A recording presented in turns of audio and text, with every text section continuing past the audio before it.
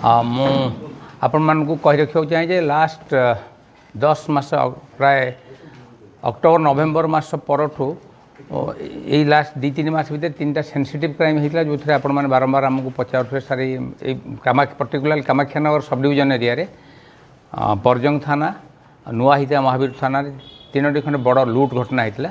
ପ୍ରଥମେ ଏଇଟା 7-10 ଗୋଟେ ହେଇଥିଲା ଆମର ଯେଉଁ ବିନୟ ସାହୁଙ୍କର ଘରୁ ପାଖାପାଖି କିଛି ଡକାୟତ ପଶିକି ସେମାନେ ବନ୍ଧୁକ ଦେଖି ତାଙ୍କ ଘରୁ ଲୁଟ୍ କରି ନେଇଥିଲେ କ୍ୟାସ୍ ଆଉ ଗୋଲ୍ଡ।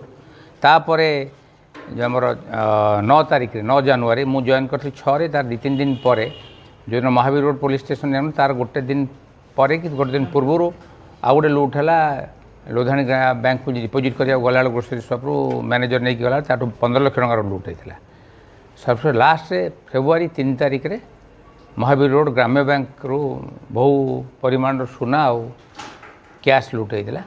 ସେହି ଘଟଣାରେ ତଦନ୍ତ ବେଳେ ଆମେ ଯେତେବେଳେ ଗ୍ରୁପ୍ ଅଫ୍ ଆକ୍ୟୁଜ୍ ଖବର ପାଇଲୁ ରିଲାଏବଲ୍ ସୋର୍ସ ଖବର ପାଇଲୁ ଯେତେ ଗ୍ରୁପ୍ ଅଫ୍ ଆକ୍ୟୁଜ୍କୁ ଆମେ ଆରେଷ୍ଟ କଲୁ ସେଥିରେ ଖବର ମିଳିଲା ଯେ ଏଇ କ୍ରାଇମ୍ ପଛରେ ଆଉ କିଛି ଲୋକ ଅଛନ୍ତି ଯେଉଁମାନେ କି ମେନ୍ ଖବରଦାତା ବି ସାଜୁଛନ୍ତି ପ୍ଲସ୍ ଜାଗା ଦେଖାଉଛନ୍ତି କ୍ରାଇମ୍ ବେଳେ ମଧ୍ୟ ଆସିକି ପାଖରେ ଉପସ୍ଥିତ ଯେମିତି ପୋଲିସ ପହଞ୍ଚି ନପାରନ୍ତୁ ବା ସ୍ଥାନୀୟ ଜନସାଧାରଣ ପ୍ରତିରୋଧ ନ କରନ୍ତୁ ସେହି ସବୁ ଖବର ଏମାନେ ଆକ୍ଟିଭଲି ପାର୍ଟିସିପେଟ୍ କରୁଛନ୍ତି।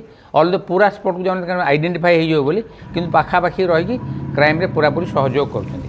ସେହି କ୍ରମରେ ଆମେ ଜଣେ ବଗା ବୋଲି ବିଜୟ କୁମାର ସାମଲଙ୍କ ବିରୁଦ୍ଧରେ ପ୍ରମାଣ ପାଇଲୁ ଆଉ ହେମନ୍ତ କୁମାର ରାଉତ ବଗା ବିଜୟ ସାମଲଙ୍କର ଗୋଟେ ଢାବା ଅଛି ହେମନ୍ତ କୁମାର ରାଉତ ଜାଣିପାରିଲେ ଯିଏକି ବ୍ୟାଙ୍କ ସାଙ୍ଗରେ ବ୍ୟାଙ୍କର ଆକ୍ଟିଭିଟିଜ୍ ଉପରେ ପୁରା ତାଙ୍କର ନଲେଜ୍ ଅଛି କାରଣ ସେ ବ୍ୟାଙ୍କକୁ ବାରମ୍ବାର ଯିବା ଆସିବା କରନ୍ତି। ଆଉ ଗୋଟେ ଆଶିଷ ନାୟକ ବୋଲି ପିଲା ୟଙ୍ଗ ପିଲା ବିଷୟରେ ଖବର ପାଇଲୁ। ଏଥିରେ ଆଉ ଜଣେ 2 ଜଣ ବି ଲୋକ ଅଛନ୍ତି ଯାହାକୁ ଆମେ ଯେ ଆରେଷ୍ଟ କରିପାରୁନୁ ବା ଆବସ୍କଣ୍ଡ ଅଛନ୍ତି ତାଙ୍କୁ ଚେଷ୍ଟା କରୁଛୁ ଉଠିବା ଯଦି ମୁଁ ନାଁ କହିବାକୁ ଚାହୁଁନି।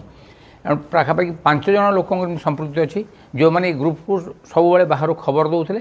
ଯେଉଁ ମେନ୍ ଆସିଲାଣ୍ଡ ଗ୍ରୁପ୍ଟାକୁ ଏମାନେ ସପୋର୍ଟ କରନ୍ତି ଯେଉଁଟା କହନ୍ତି ଆମେ ସପୋର୍ଟ ଟିମ୍ ଭଳିଆ ବାହାରେ ସବୁବେଳେ ରହିବେ। ଜାଗା ପ୍ରଥମ କଥା ସେମାନେ ଘର ବା ଜାଗା ଦେଖାଇବେ ଯେଉଁଠି କ୍ୟାସ୍ର ଆଭେଲେବିଲିଟି ଅଛି କ୍ୟାସ୍ ବା ଗୋଲ୍ଡର ଆଭେଲେବିଲିଟି ଅଛି।